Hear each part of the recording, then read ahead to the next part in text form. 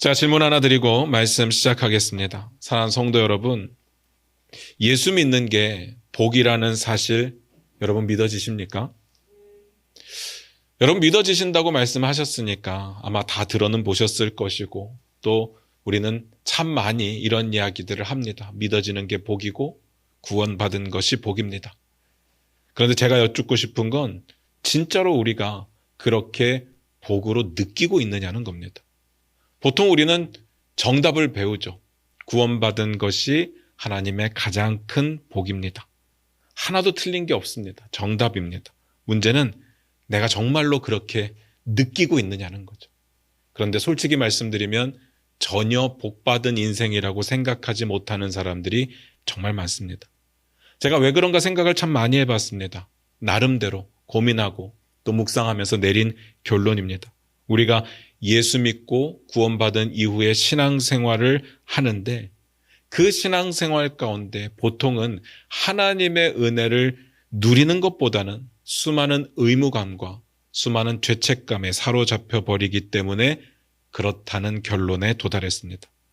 여러분 어떻습니까? 우리가 신앙생활하면 떠오르는 게 뭡니까? 수많은 해야 될 것들과 수많은 하지 말아야 될 것들이 떠오르지 않습니까? 제가 이렇게 한번 여쭤볼게요.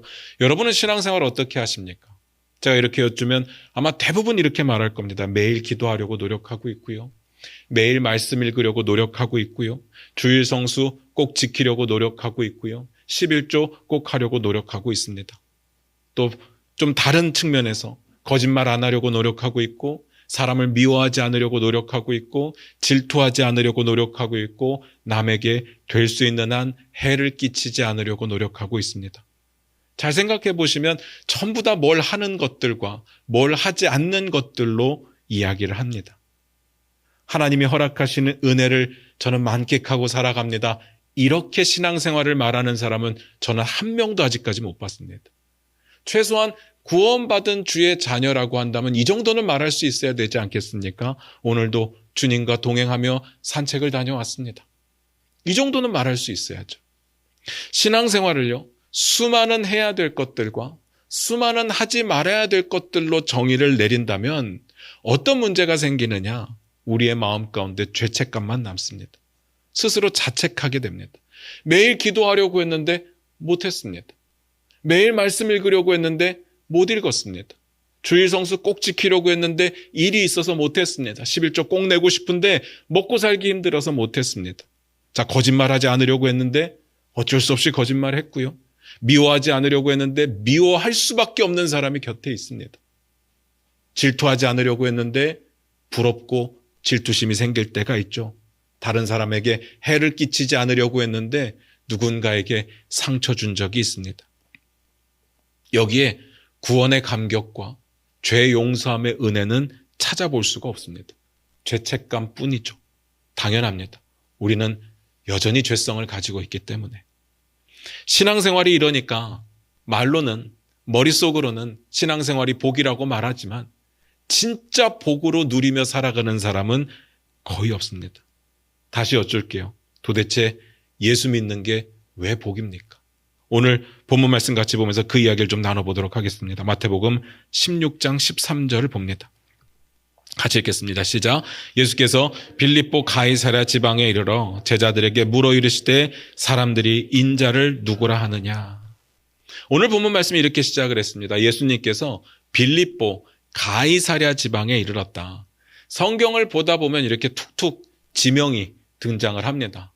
늘 말씀드리지만 우리나라 지명도 잘 모르는데 가보지도 않은 이스라엘 지명을 안다는 것은 사실 불가능하죠. 모르는 게 당연합니다. 그러니까 성경 보시다가 너무 실망하지 마시고 성경 보시는 걸 포기하지 마시기를 부탁드려요. 제가 중요한 지명이 나올 때마다 그때그때 설명을 드릴 테니까 걱정하지 마시고 보시기 바랍니다.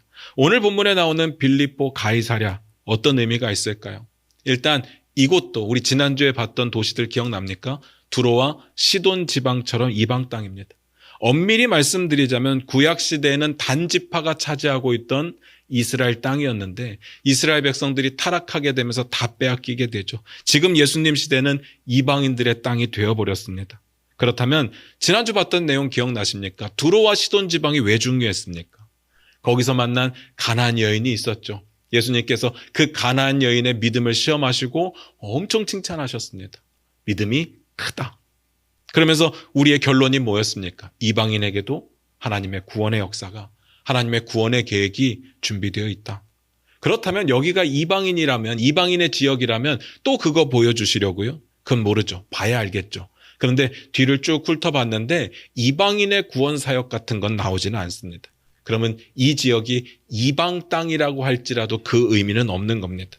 오늘 본문에서 이 땅과 관련해서 신기한 게 뭔지 아십니까? 드디어 예수님께서 이곳에서야 제자들과만의 시간을 가지실 수 있으셨다라는 겁니다. 여기에 이방인들의 구원 사역은 나오지 않아요. 그러니까 포인트는 그게 아닙니다. 예수님께서 어딜 가시던 사람들이 모여들었어요. 우리 지난주에 봤던 이방 땅에 갔는데도 가나안 여인이 자기 딸의 문제로 찾아오잖아요. 그러다 보니까 예수님께서 제자들과 한적한 시간을 가지실 기회가 많이 사라지고 있었습니다. 그런데 이 빌립보 가이사랴 이 지역에서는 드디어 제자들과만의 시간을 가지셨습니다. 이게 포인트죠. 이게 왜 포인트냐면요. 잘 보시면, 잘 기억해 보시면 예수님께서 아주 중요한 이야기를 하려고 하실 때 제자들과만의 따로 한적한 시간을 갖는 것을 볼 수가 있습니다. 제자들을 처음 부르셨을 때 산에 가자고 하시죠. 사람들이 막 몰려 있는데 우리 산으로 가자 하셔서 산에 가셔서 산상수훈을 쭉 말씀하시잖아요. 몇 장에 걸쳐서 그 중요한 이야기를 하십니다. 또 핍박과 박해가 현실이 되었을 때 그때도 사람들이 많은데도 불구하고 우리 건너편으로 가자라고 하시고 빈들로 가시죠. 물론 사람들이 찾아오는 바람에 방해를 받았지만 오늘도 같은 이유입니다. 뭔가 예수님께서 특별히 제자들에게 하실 말씀이 있으신 겁니다. 빌립보 가이사랴를 방문하신 것을 기점으로 예수님 사역에 엄청난 변화와 전환점이 찾아오게 됩니다. 그 내용은 다음 주에 볼 겁니다. 마태복음 16장 13절을 같이 봅니다. 같이 읽겠습니다. 시작. 예수께서 빌립보 가이사랴 지방에 이르러 제자들에게 물어 이르시되 사람들이 인자를 누구라 하느냐. 예수님께서 제자들에게 물었습니다. 사람들이 인자를 누구라 하느냐. 일단 여기에 인자라는 표현이 나와요. 처음 나온 이야기는 아닙니다. 처음 이 인자라는 단어가 나왔을 때 제가 뭐라고 말씀드렸는가 하면 제가 나중에 말씀드릴게요 라고 하면서 넘어갔죠. 설명드릴 게 너무 많아가지고 인자 하나를 가지고 설교 한 편을 해야 되기 때문에 나중에 말씀드리겠습니다 라고 한 건 아닙니다.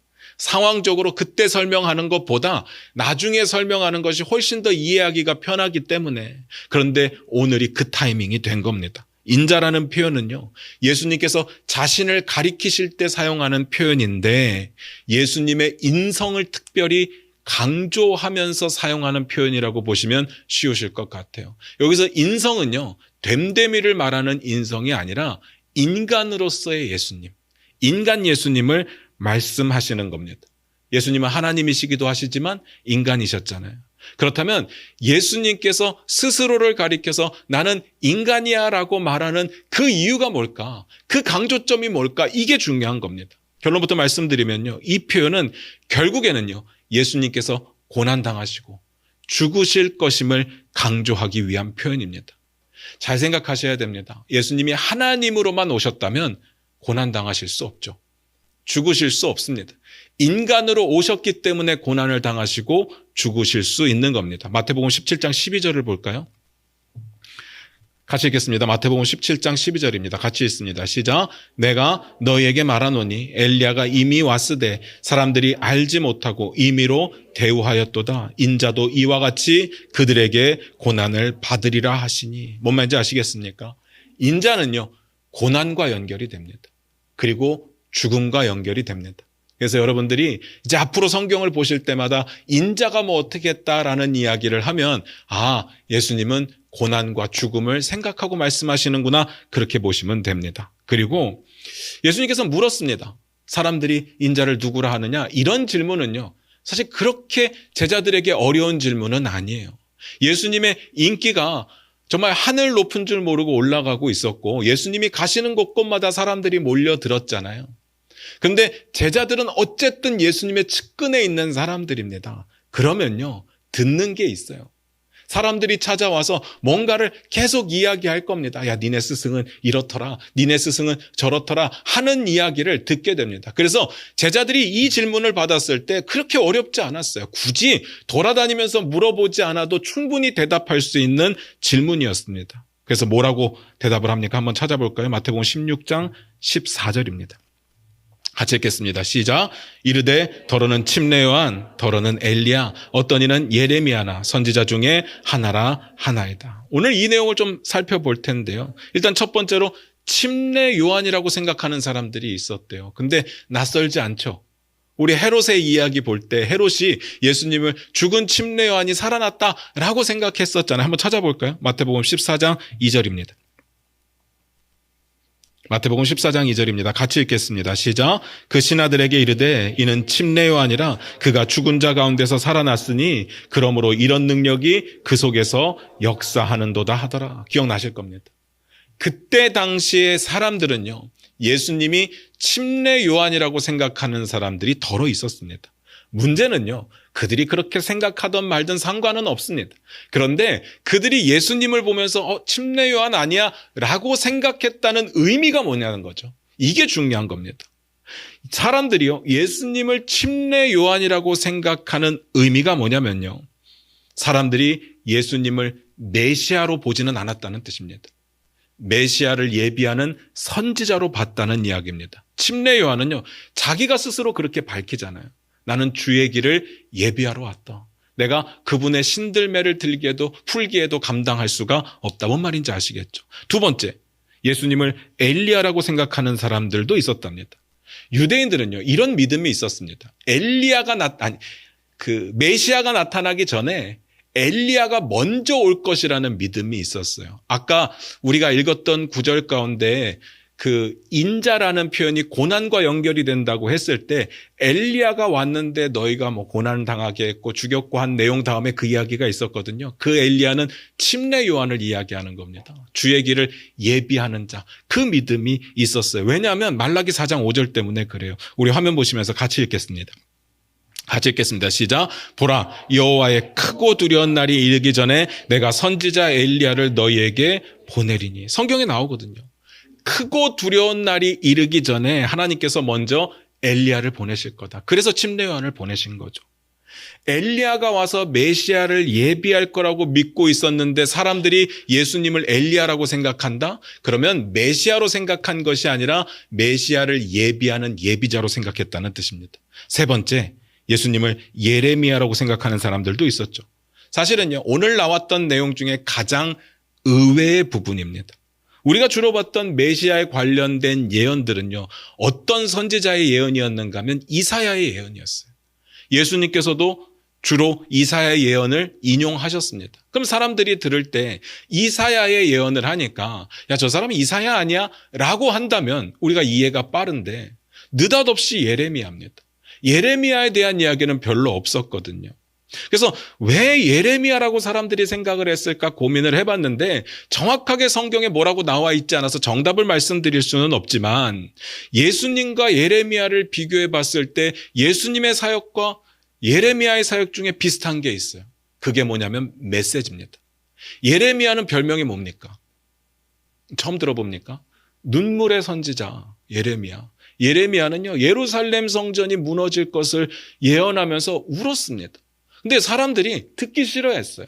이런 이야기를 들을 때 회개하고 하나님께로 돌아오면 참 좋은데 오히려 미워합니다. 그러니까 핍박하게 되죠. 근데 예수님의 사역을 보니까 그 메시지가 비슷해요. 심판이 올 것을 이야기합니다. 하나님 나라가 시작될 것을 이야기합니다. 근데 그들이 원하는 방식은 아닌 거예요. 그리고 앞에 나온 이야기는 아니지만 한참 뒤에 가서 나오는 이야기지만 예수님께서 동일하게 예루살렘이 무너질 것에 대해서 이야기를 하십니다. 마태복음 24장 2절입니다. 같이 한번 찾아서 읽어보도록 하겠습니다. 같이 읽겠습니다. 마태복음 24장 2절입니다. 같이 읽습니다. 시작. 대답하여 이르시되 너희가 이 모든 것을 보지 못하느냐? 내가 진실로 너희에게 이르노니 돌 하나도 돌 위에 남지 않고 다 무너뜨려지리라. 예루살렘 성전을 향한 이야기입니다. 이런 이야기를 들으니까 바리새인들과 서기관들이 좋아할 리가 없죠. 그러니까 죽이기로 의논합니다. 그러니까 죽이려고 계획을 세우는 겁니다. 근데 예수님께서 이런 이야기를 하고 비난받고 있으니까 사람들이 예레미야 아니야? 라고 생각을 하는 거죠. 그리고 마지막입니다. 선지자 중에 한 사람이라고 생각하는 사람들도 있었습니다. 근데 이건 막연한 그냥 선지자는 아닙니다. 이스라엘 백성들이 기다리고 있는 선지자가 있었어요. 어떤 선지자냐면 모세와 같은 선지자를 기다리고 있었습니다. 신명기 18장 15절인데 우리 화면 보시면서 같이 읽을게요. 같이 읽겠습니다. 시작. 내 하나님 여호와께서 너희 가운데 내 형제 중에서 너를 위하여 나와 같은 선지자 하나를 일으키시리니 너희는 그의 말을 들을지니라. 이 기대가 있었어요. 나와 같은 선지자. 이게 모세가 얘기하는 거거든요. 모세와 같은 선지자. 신명기서에서 말하는 모세와 같은 선지자는 메시아가 맞습니다. 그런데 문제는요. 그들이 기대했던 모세와 같은 선지자와 우리가 말하고 있는 메시아하고는 너무 다릅니다. 그들은 모세와 같은 선지자가 나타나서 어떤 일을 해주기를 바랬는가 하면 그들을 압제하고 있는 로마의 구속으로부터 해방받는 것, 그리고 그 옛날 찬란했던 다윗의 왕국을 재건하는 것. 그러니까 그들이 기대했던 모세와 같은 선지자는 정치적이고 군사적인 리더, 왕을 원했습니다. 모세가 그런 사람이었잖아요. 이스라엘 백성들을 400년의 노예 가운데 구원해내잖아요. 나가서 전쟁을 하는데 이기잖아요. 결국은 완전한 나라의 모습은 아니지만 나라를 만들잖아요. 사람들이요, 예수님을 어떻게 생각하고 있었는지 이제 여러분 느껴지십니까? 앞에서 저희가 봤던 네 가지의 사람들의 이야기를 종합해보면 딱 하나의 이야기가 남습니다. 사람들은 여전히 아직도 예수님이 메시아라고 생각하는 사람은 없었습니다. 메시아를 예비하는 사람이거나 아니면 왜곡된 메시아의 이미지를 기대하고 있었습니다. 이게 일반적인 사람들의 생각이었습니다. 지금 제자들이요, 예수님의 질문에 사람들이 나를 누구라고 하느냐라고 물었을 때 내놓은 대답이 이것밖에는 없었습니다. 자, 그 다음 봅니다. 마태복음 16장 15절입니다.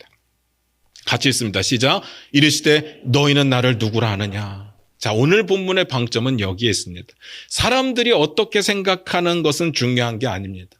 중요한 건 너희는 나를 누구라고 생각하느냐. 우리는 예수님을 누구라고 생각하고 있느냐가 중요하죠. 그래서 제자들에게 물으신 겁니다. 너희는 나를 누구라고 하느냐. 아마 예수님께서 지금 우리가 볼 수 있는 모습으로 이곳에 오신다면 동일한 질문을 할 겁니다. 너희는 나를 누구라고 생각하느냐. 대답하실 수 있겠습니까? 여러분이 알고 있는 예수님은 누구십니까? 간혹 그런 분들을 만나요. 사람들을 이렇게 만나게 되면 모르는 사람을 소개받고 좀 친해지면 당연히 이렇게 묻잖아요. 예수 믿으세요? 교회 다니세요? 그러면 사람들의 대답이 둘 중 하나겠죠. 다닌다, 안 다닌다. 믿는다, 안 믿는다.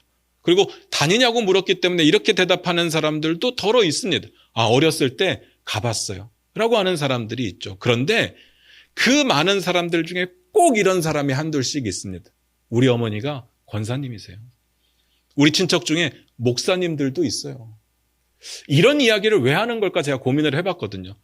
이게 물어보진 못했어요. 왜 그렇게 대답을 하십니까? 난 그런 질문을 한 게 아닌데 그렇게 물어보지는 못했지만 나름대로 생각을 해보니까 그거예요. 나는 교회는 안 다니지만 그렇다고 해서 예수 믿는 사람들에 대한 거부감은 특별히 없습니다. 라는 어떤 굉장한 배려? 아니면 우리 어머님이 권사님이어서 나에게 교회 가라는 이야기를 한두 번 했겠습니까? 난 그래도 교회 안 갔습니다. 교회 얘기하지 마세요. 라는 이야기겠죠. 그런데 제가 말씀드리고 싶은 건 이거예요. 다른 사람들이 예수님을 뭐라고 이야기하는 거, 우리 어머니가 권사님이든 우리 삼촌이 목사님이건 하나도 중요한 게 아니라 내가 예수님을 어떻게 바라보고 있느냐. 이게 중요한 거 아니겠습니까? 어머니의 믿음으로 천국 갈 수 있는 사람 한 사람도 없습니다. 내 친구의 믿음으로 천국 갈 수 있는 사람 한 사람도 없어요. 우리 중앙교회 좋은 교회죠. 여러분들이 좋은 교회 다닌다고 천국 갈 수 없어요. 우리 목사님이 설교 잘한다고 해서 천국 갈 수 없습니다. 믿음은 내 믿음으로 가는 거죠. 물론 지금 예수님의 상황은 정반대의 상황이에요. 사람들이 다 엉뚱한 이야기를 해요. 엉뚱한 메시아에 대한 생각을 가지고 있었어요. 그런데 제자들에게 묻는 겁니다. 너희들은 어떻게 생각하냐? 저 사람들이 어떻게 잘못 생각하는 거 말고 너희들은 어떻게 생각하냐? 이 질문을 이방 땅에 가서 사람들이 없는 지역까지 억지로 찾아가서 제자들과만의 시간을 가지면서 물어보시는 거예요. 너희는 나를 누구라고 생각하냐? 여러분에게 있어서 예수님은 어떤 분이십니까? 남이 말하는 이야기 말고요. 어디서 들은 이야기 말고요. 여러분이 경험한 예수님은 어떤 분이십니까? 저는 신앙생활 가운데 가장 중요한 것은 예수님을 인격적으로 만나는 것이라고 생각을 합니다. 여러분도 그런 생각 해보셨죠? 그리고 들어보셨을 겁니다. 신앙생활 좀 희미하게 하시는 분들이 있잖아요. 뭐 들락날락 하시고 믿었다 안 믿었다 하시고 그런 분들을 향해서 꼭 하는 이야기가 있습니다. 야, 저 사람도 진짜 예수님 제대로 만나야 되는데, 예수님을 인격적으로 만나야 되는데, 그럼 바뀔 텐데, 이런 이야기 들어도 보셨고 아마 해보기도 하셨을 거예요. 그런데 제가 묻고 싶은 건 그거예요. 예수님을 인격적으로 만난다는 게 뭐예요? 이거 설명하실 수 있는 분 계십니까? 예수님을 인격적으로 만난다는 이야기가 뭐예요? 최소한 살면서 한 번쯤은 예수님을 본 겁니까? 적어도 한 번쯤은 예수님의 음성을 들어본 겁니까? 예수님을 인격적으로 만난다는 말은요, 제 기준에서, 제 결론에서 말씀드립니다. 예수님이 실제로 내 안에 계시다는 사실, 주인으로서 내 안에 계시다는 사실을 확신한다는 말이에요. 그리고 내 안에 계시는 예수 그리스도가 살아계신 하나님이시라는 사실을 확신한다는 말입니다. 이 말은요, 이렇게 확신한다는 말은 나도 어떤 신비로운 어떤 경험을 해봤어, 나도 체험 있는 신앙생활을 해봤어, 이런 이야기가 아니에요. 내가 예수님을 살아계신 하나님으로 인정한다는 이야기는 내가 믿고 있는 예수님이 하나님 나라의 왕이 되시고 내 인생의 주인 되심을 삶을 통해서, 내 마음 전부를 통해서 받아들인다는 이야기입니다. 그렇기 때문에 우리가 예수님을 하나님으로 받아들였기 때문에 순종할 수밖에 없어요. 우리의 삶이 그렇잖아요. 하나님의 말씀을 세상의 그 어떤 가치보다, 내 주변에 있는 어떤 중요한 것보다 가장 높은 가치로 두겠다는 이야기입니다. 그 중심으로 살아가고 있다는 이야기예요. 그리고 그 순종의 결과가 내 유익이 아니라 하나님의 뜻대로 되기를 기도하고 기대하고 기다리고 있는 거죠. 내 기도의 결과, 내 순종의 결과를 아예 하나님께 다 맡겨드리는 겁니다. 그리고 그렇게 살았을 때 경험하게 되는 하나님의 역사와 섭리와 은혜가 있죠. 그 은혜를 감사함으로 받아들이는 겁니다. 내가 원하던 결과이건 아니건 간에. 저는 이 모든 과정이요, 이 중에 한 부분이 아니라 이 모든 과정이 예수님을 인격적으로 만나는 거라고 생각을 합니다. 얼굴 보면서 차 한잔하는 거 말고요, 우리의 삶에 역사하시는 하나님을 발견하는 거. 여러분, 그런 만남이 있으셨습니까? 그런 만남 가운데 경험했던 예수님은 어떤 분이십니까? 제자들이 뭐라고 대답하는지가 중요해요. 한번 같이 보겠습니다. 마태복음 16장 16절입니다. 같이 읽겠습니다. 시작. 시몬 베드로가 대답하여 이르되 주는 그리스도시요 살아계신 하나님의 아들이시니다. 시몬 베드로가 대답을 했어요. 주는 그리스도시요 살아계신 하나님의 아들입니다. 이 고백이 우리의 신앙 고백의 최고의 고백으로 우리는 기억하고 있습니다. 예수님을 첫 번째로 주님으로 고백했어요. 이거 당연합니다. 내 삶의 진정한 주인으로 받아들였기 때문에 이들이 자신의 삶을 다 버리고 주님으로 쫓을 때 이미 결심한 내용입니다. 그 다음이 중요하죠. 예수님을 그리스도로 고백했습니다. 앞에서 말씀드렸듯이 대부분의 사람들은요, 기적을 쫓아왔어요. 능력을 쫓아왔습니다. 그래서 예수님을 그리스도로 제대로 생각하는 사람들이 없었어요.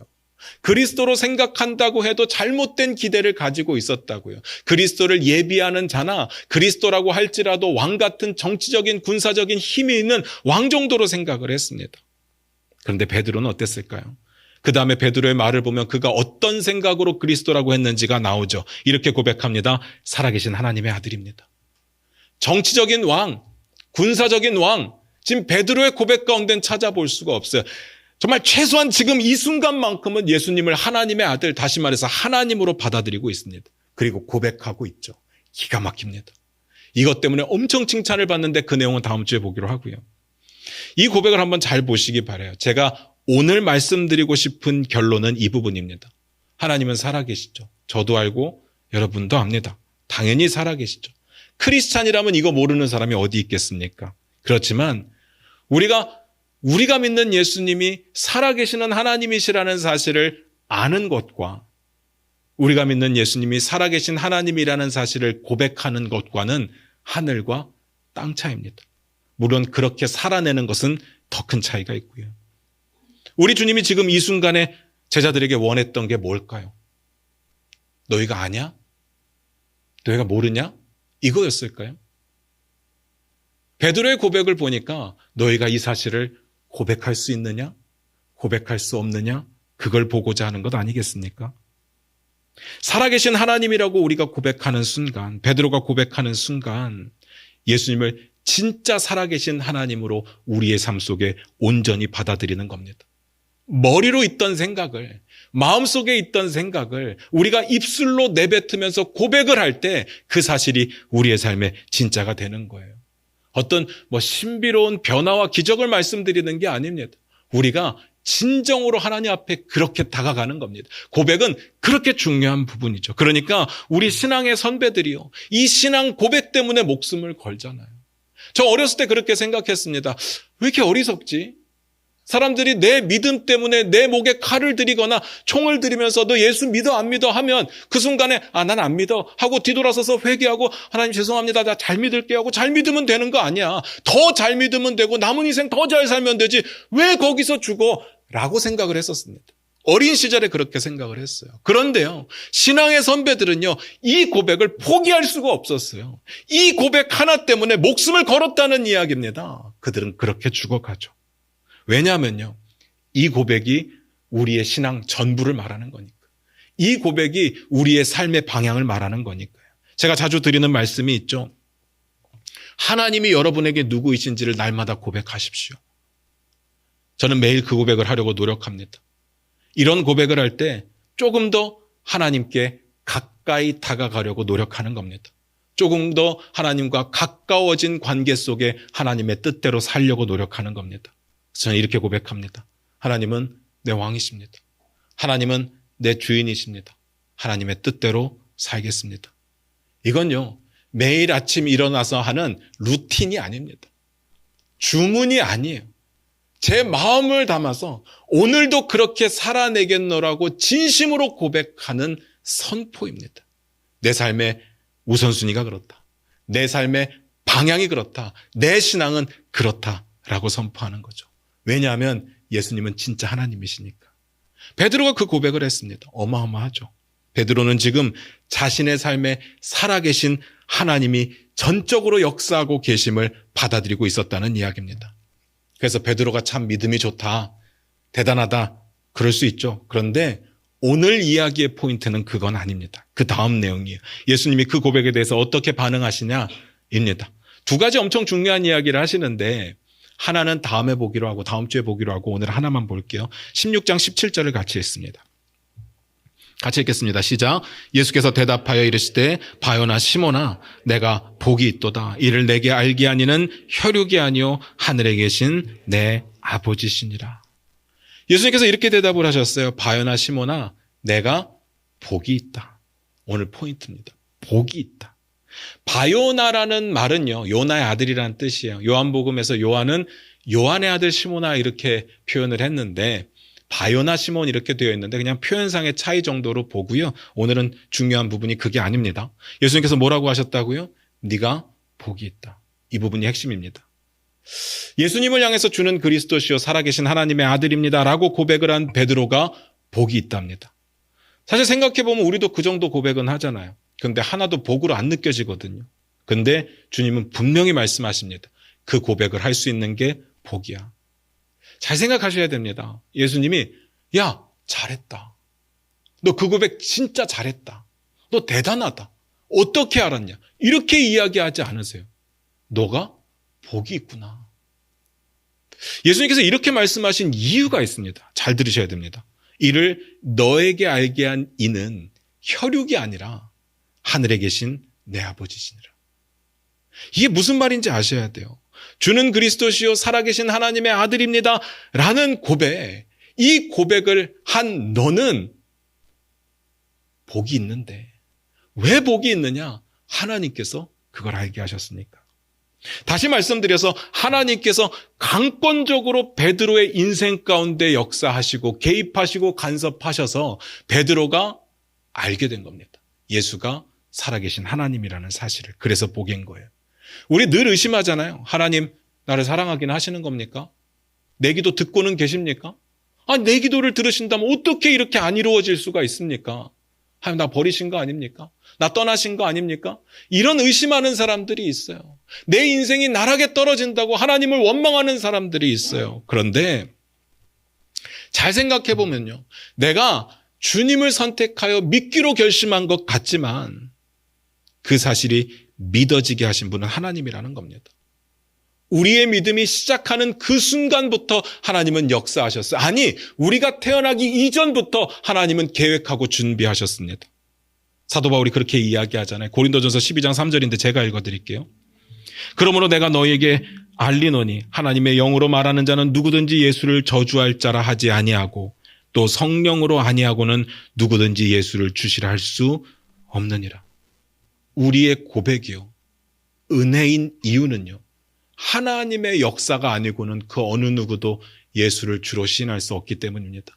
여기 계신 분들 다 예수님을 주인으로 영접하신 분들이에요. 그래서 내가 잘 선택하고 내가 잘 믿어서 다른 이단에 가지 않고 다른 종교에 빠지지 않고 내가 예수를 믿고 있어서 참 나는 잘하고 있는 것 같아라고 생각할지 모르겠지만 이 모든 과정에 하나님은 개입하셨고 간섭하셨다는 이야기입니다. 그래서 우리는 복이죠. 그러면요. 이런 생각이 들어요. 그러면 이런 허락이 안 된 사람들도 있는 거예요. 하나님이 간섭하지 않은 사람들도 있는 거예요. 이걸 생각해 보니까 처음 나오는 내용이 아니네요. 마태복음 13장 16절 17절을 같이 한번 봅니다. 같이 읽겠습니다. 시작. 그러나 너희 눈은 봄으로 너희 귀는 들음으로 복이 있도다. 내가 진실로 너희에게 이르노니 많은 선지자와 의인이 너희가 보는 것들을 보고자 하여도 보지 못하였고 너희가 듣는 것들을 듣고자 하여도 듣지 못하였느니라. 우리가 천국을 볼 때 13장에서 천국 비유들을 많이 볼 때요. 결론이 뭐였는가 하면 천국은 비밀이다였어요. 왜 비밀입니까? 교만한 자들에게는 감추어져 있기 때문에. 교만한 자들은요. 봐도 볼 수가 없어요. 들어도 들을 수가 없어요. 깨달을 수 없다는 이야기예요. 물론 그들은 죽을 때까지 그렇게 운명지어진 사람들이다 그런 이야기는 아니에요. 그들이 교만함을 버리고 자기 스스로를 존중하는 교만함을 버리고 하나님 앞에 겸손하게 나와서 무릎 꿇으면 돼요. 근데 그 전까지는 안 된다는 이야기입니다. 그래서 겸손한 자들은요. 보는 것 자체가 복이고 듣는 것 자체가 복입니다. 그러니까 예수 그리스도가 누군지 알 수 있는 거죠. 이게 어느 정도의 큰 복이냐 하면 구약시대에 나와 있던 그 유명한 선지자들이 그렇게 보고 싶어도 못 봤는데 그렇게 듣고 싶어도 못 들었는데 그렇게 알고 싶어도 제대로 알지 못했는데 예수님을 믿는 자들은 주님과 함께하고 그 믿음을 가질 수 있고 깨달을 수 있다는 거죠. 그들이 우리의 믿음보다 약해서가 아닙니다. 우리가 더 잘 믿어서가 아니에요. 그들에게는 허락되지 않았어요. 교만한 자들은요, 믿을 수 없게 된 거고요. 그들은 보고 싶은데 보지 못한 걸 우리가 갖고 있다는 이야기죠. 그래서 복인 겁니다. 말씀 마무리 지을게요. 사랑하는 성도 여러분, 예수 믿는 게 왜 복인지 이제 아시겠습니까? 그런데요, 이게 진짜 여러분의 복이 되려면 여러분의 생각이 바뀔 겁니다. 내가 유명 여행지에 가서 비싼 돈을 지불하고 유명한 온천에 가서 때를 빡빡 밀고 깨끗해지는 게 복이 아니에요. 예수 그리스도의 보혈의 공로로 우리의 더러운 죄가 씻겨져 나간 것이 복인 겁니다. 내가 좋은 차를 타고 좋은 집에 살면서 많은 사람들의 부러움을 사는 그런 게 복이 아닙니다. 우리가 거룩하여져서 예수 그리스도의 몸된 성전이 되는 거. 이게 복 아니겠습니까? 내가 유명 맛집에 가서 남들은 못 먹는 거 1시간씩 줄 서서 먹고 인증샷 날리는 거 그게 복이 아니에요. 내 안에 말씀으로 가득 채우는 거. 말씀이 꿀송이보다 달아서 그 말씀 먹는 것이 행복한 게 복 아니겠습니까? 내 자녀가 공부 잘해서 좋은 대학 가고 좋은 직장 취직하고 그게 복이 아니에요. 내 자녀가 예수 그리스도를 제대로 믿는 거. 하나님의 자녀답게 하나님의 백성답게 살기로 삶 속에 몸부림치는 게 복 아니겠습니까? 교회가요. 성도가 늘고 재정이 늘고 건물이 커지고 그게 복인 것처럼 보이지만 복 아닙니다. 진짜 복은 뭐예요? 교회가 예수 그리스도의 사랑이 넘치고 하나님께서 주신 거룩한 비전을 한 걸음 한 걸음 순종하며 나아가는 것. 그게 복 아니겠습니까? 더 해볼까요? 우리의 삶에 복인 것과 복이 아닌 것이 뭔지 아시겠습니까? 제 이야기를 오해하지 마세요. 돈이 필요 없다는 이야기는 아니에요. 전 그런 말 한 적이 없어요. 돈 필요하죠. 건강도 필요합니다. 사람들과의 관계도 필요해요. 그런데 그건 필요한 거예요. 우리가 착각하는 게 뭔지 아세요? 내가 필요하다고 생각하는 것이 넉넉할 때 난 복받았다고 생각합니다. 내가 필요하다고 생각하는 것이 모자랄 때 박복하다고 생각해요. 그렇지 않습니까? 근데 오늘 예수님이 말씀하시는 복이 뭐예요? 그런 종류의 것이 아니에요. 예수님이 말씀하시는 복은 이를 알게 하시니가 하늘에 계신 내 아버지있기 때문에 너는 복받았다고 말하는 겁니다.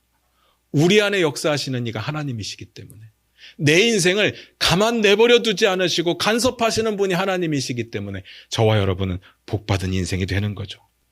하나님은 우리 인생에 찾아오셔서 우리로 하여금 예수를 그리스도로 믿게 한 겁니다. 예수를 하나님 나라 왕으로 내 인생의 주인으로 받아들일 수 있게 한 겁니다. 그게 복입니다. 왜냐하면요, 아무나는 아니거든요. 누구나는 아닙니다. 모든 사람들은 아니에요. 저와 여러분인 거죠. 여러분은 예수 믿는 복을 누리고 계십니까? 그러셔야 돼요. 이거보다 더 큰 복이 있습니까? 이거보다 더 중요한, 더 가치 있는 복이 있습니까? 왜 허구한 날, 맨날 잠깐 있다가 사라지는 그 있고 없음에 하루는 행복했다가 하루는 우울했다가 왜 그렇게 사는 겁니까? 그건 복의 요소가 아닌데. 우리는요, 우리 안에 하나님이 역사하고 계심을, 그래서 내가 주님의 백성된 것이 복인 겁니다. 이걸 믿으시기를 주님의 이름으로 부탁드려요. 그리고 마지막으로 복은 흘러보내는 겁니다. 우리만 그 복을 누리니까 너무 기쁘다.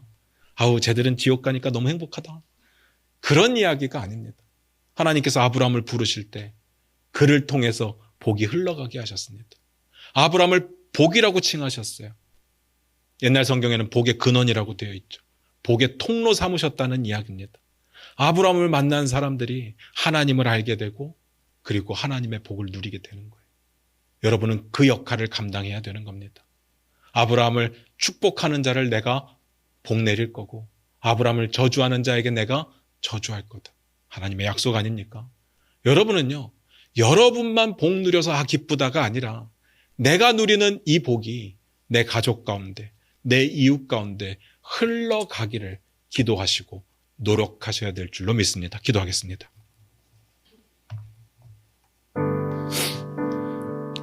우리 반주 들으시면서 잠깐 한번 기도하며 나아갔으면 좋겠습니다. 스스로 한번 생각해 보시기 바랍니다.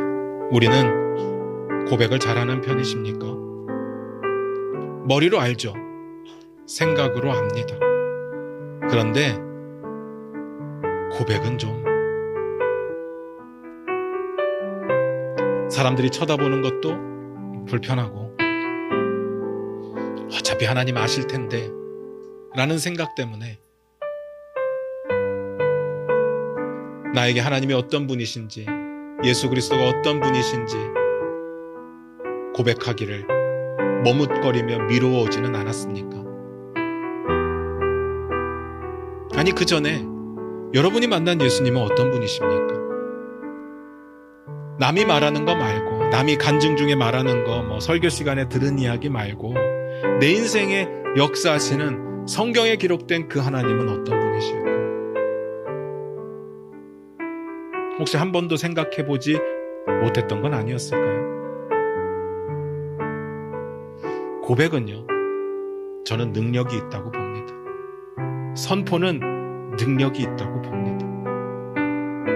우리가 우리의 입술을 통해 우리의 생각과 우리의 마음이 하나님께 온전히 드려지도록 고백하는 것, 하나님은 그 고백을 들으십니다. 오늘 베드로의 고백, 주는 그리스도시요 살아계신 하나님의 아들입니다. 이 고백을 듣고 예수님은 칭찬하십니다. 복이 있다고 칭찬하십니다. 우리의 고백을 듣기 원하실 겁니다.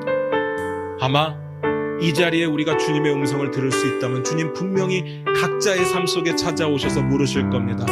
너희는 나를 누구라 하느냐? 여러분, 이 시간 여러분의 하나님을 고백했으면 좋겠습니다. 지난주에도 말씀드렸듯이 기도라고 하는 것은 우리에게 필요한 것들, 내가 원하는 것들을 쭉 리스트 삼아서 하나님께 올려드리는 주문서가 아닙니다. 기도는요, 하나님을 인정하고 선포하는 겁니다. 나에게 하나님이 어떤 하나님이신지. 그래서 예수님께서 우리에게 너희는 이렇게 기도하라 라고 가르쳐 주신 기도가 뭡니까? 하늘에 계신 우리 아버지여, 이름이 거룩히 여김을 받으시오며 나라가 임하오시며 뜻이 하늘에서 이룬 것 같이 땅에서도 이루어지리다. 다 주의 역사와 주의 높임 아닙니까? 하나님의 나라와 권세와 영광이 영원히 있기를 원하는 그 선포의 기도를 하라고 하지 않으셨습니까? 우리의 필요를 위한 기도는 거의 없습니다. 일용할 양식, 시험에 들지 않게, 또 죄 지은 자를 사하여 준 것 같이 사하여 주라는 그 정도의 기도가 다죠. 나머진 다 하나님을 높이는 기도 아닙니까? 여러분에게 있어서 하나님은 어떤 분이시고 예수 그리스도는 어떤 분이십니까? 내 안에 들어와 계시다고 우리가 고백하는 예수님은 어떤 분이십니까? 여러분 알고 계십니까? 오늘 이 순간 기도하며 선포하시기를 부탁드립니다. 기도하며 고백하시기를 부탁을 드립니다. 우리 다 같이 반주 들으시면서 고백하며 나아갑니다. 기도하겠습니다.